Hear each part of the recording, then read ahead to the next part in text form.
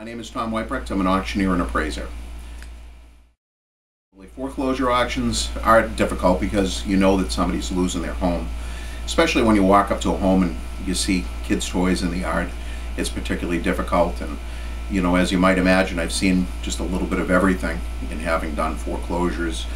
Everything from a person who has 5 children losing their home, and all the way to a person who came out of the home and had no idea she was being foreclosed upon because her husband never told her.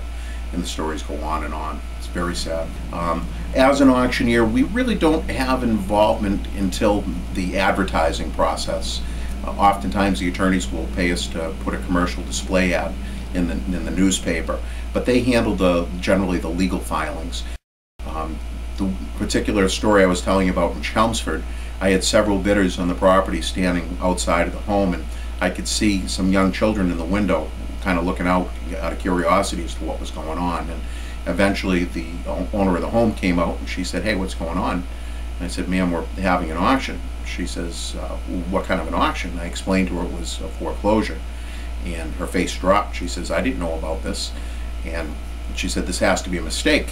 And I recounted her name and address and the name of the mortgagee, and she broke down. It was terribly sad. Ran back in and promptly left with their children so they wouldn't have to see the process happen. But apparently her husband had run into financial problems and didn't share that with her.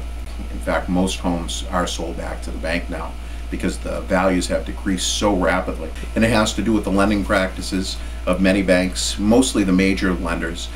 No income verification loans, no documentation loans, the adjustable rate mortgages. Folks who really had no chance of repaying these loans, they didn't have enough free income, so the calculations for the amount that they were lent really didn't play out properly.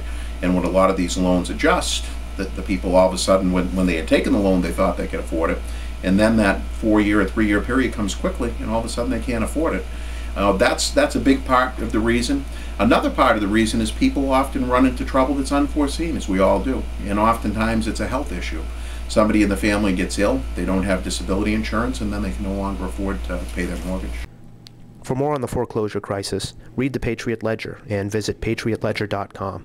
For the Patriot Ledger, I'm Jack Encarnacio.